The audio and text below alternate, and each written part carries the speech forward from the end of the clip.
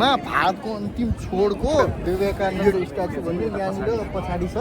हामी चाहिँ स्टिमर चढेर त्यहाँबाट यहाँ आएको। सबैले ख्याल गर्नु, 100 रुपियाँको लोकल टिकट हुने रहेछ चढ्ने, त्यसमा चाहिँ एकदम टाइम लाग्छ। तर 300 को टिकट काट्दाखेरि अर्को लाइन हुने रहेछ, त्यो फटाफट चल्ने रहेछ। आएपछि फेरि यहाँ तपाईँ उत्रिनुहुन्छ, यहाँ चढ्नको लागि चाहिँ फेरि तपाईँको 30 रुपियाँ चाहिन्छ। खानेपानी छन्, ल हेर्नुहोस् चारैतिर समुद्र हो। यतातिर चाहिँ बे अफ बङ्गाल हो भनेपछि इन्डियन ओसन भयो, यतातिर इन्डियन ओसन भयो। इन्डियन अब उतातिर चाहिँ पल्लोतिर अरब अनि श्रीलङ्का यहाँबाट चाहिँ टाढै छ होइन। ऊ त्यो पहाड हो श्रीलङ्का, ऊ त्यो होइन। अब यहाँनिर एउटा के मन्दिर भन्ने छ, समथिङ के मन्दिर है, भगवती मन्दिर। भगवती मन्दिर अब यो मन्दिर पनि अब एडिटिङ त गर्नु राम्रै खालको ल्याउनुहोस्। हाम्रो यहाँ साथीहरू, यो सोमबहादुर राणा, त्यो राम सापकोटा, यता चाहिँ प्रमोद पोखरेल, जुन चाहिँ 1 नम्बरको ट्वाके। अब त्यहाँ हेर्नुहोस्, अब हामी स्ट्याचु हेर्नुहोस् होइन। अब यो पुरै एउटा ढुङ्गा राखेर त्यसरी बनाएको रहेछ होइन। अब यहाँ मोस्टली चाहिँ इन्डियन टुरिस्टहरू चाहिँ आउँछन्। हामी यस्ता नेपाली पहाडका मुल्काहरू चाहिँ बिरलै आउँछौँ यहाँ। यो चाहिँ तपाईँ अल्टिच्युड यसको भन्नुहुन्छ भने अहिले भर्खर मैले मापन गर्दाखेरि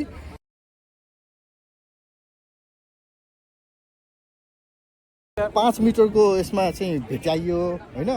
अब यहाँ तपाईँको प्रेसर भन्नुहुन्छ भने हाई प्रेसर छ। विदेशबाट चाहिँ कुहिरेहरू देख्दैन। कुहिरे भनेको यहाँ हाम्रोमा अब सोम सर अलिकति गोरो हुनुहुन्छ, त्यसलाई कुहिरे भने पनि हुन्छ। ब्युटिफुल छ होइन। यो छालहरू छन्, तल जान पाउँदैन होइन। विवेकानन्दको मूर्ति थियो, त्यहाँबाट हामी यसरी जान्छौँ त्यो पुलबाट, एकछिन यसो हेर्छौँ त्यसलाई। हेलो है, अब रामजी अरू केही भन्न चाहनुहुन्छ तपाईँ? फोटो होइन, भिडियो नै भइरहेछ। फोटो त लिनु पऱ्यो र होइन। भारत खण्डमा बसेको लास्ट पोइन्ट हो।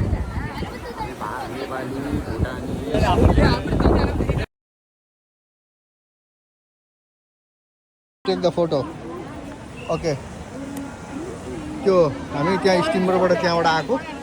स्टिमरले यहाँ झारिदिन्छ, त्यसपछि हामी उता घुमेपछि यो पुलमा पनि सिसाको राखेर छ। अहिले एकछिन हामी देखाउँला। यहाँ माथिको यो स्ट्याचु यही भयो, ठुलो स्ट्याचु माथिसम्म होइन। हाम्रो साथीहरू भयो खोइ म छुटेँ। यो कति मिटरको भन्ने यहाँ लेखेको छैन होइन।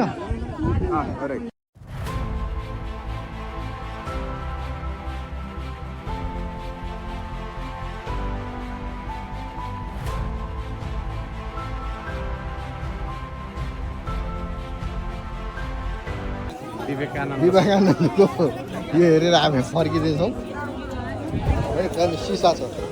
चाइनाले मात्र होइन, इन्डियाले पनि बनाएको छन्। भर्खर नयाँ बनाएको हो यो। तल हेर्नु पुरै छाङ्गो छ, डराउनु पर्दैन। निम हेर्नु, निम यहाँ छ। त्यहाँ तल हेरौँ यो सिसा। उताबाट नि हिँड्न सकिन्छ, यसरी बाटो दिएछ। तर यो सिसाबाट यो पुलको ठ्याक्कै तल। अब विशेष गरेर हाम्रो रामसर चाहिँ धेरै रमाउनु भएछ होइन। रामसरको रिक्वेस्टमा माथि गएर आएको हामी। अब यो बाँकी दुईजना साथीहरू कहाँ गए थाहा भएन होइन। कुरिरहेको छ यहाँ हेर्नु, यो दुईजना यहाँ छन् होइन। यो सिसामा नहिँडिकन डढाएर यिनीहरू त्यो साइडबाट हिँडेको छन्, डर लाग्यो अरे। अब टिपसिप दिएर अब हामी बेङ्गलोरको लागि फर्किँदैछौँ। अब भोक पनि एकदम राम्रोसँग लाए जस्तो भयो, फिल भयो। कुइ भन्न थाल्यो, राम्रैसँग लाग्यो भोक त। अब यही लास्ट हो, हेर्न आउनुभयो भने यति हो हेर्ने। म्याक्सिमम् भनेको तपाईँहरूको 15 देखि 20 मिनट, अथवा बस्नु चाहन्छ भने आधा घन्टा पनि बस्न सक्नुहुन्छ। दिनभरि बस्न पनि सकिन्छ, पाइयो। तर खानेकुरा चाहिँ आफै ल्याउनु, यहाँ किन्न पाइँदैन। त्यसरी रेस्ट गर्न पाइयो। हावा समुद्रको चिसो हावा खान पाइन्छ यहाँ। तर टेम्परेचर यसो गर्दाखेरि हामी नेपालीहरूले चाहिँ अलिकति गर्मी नै फिल भएछ। किनभने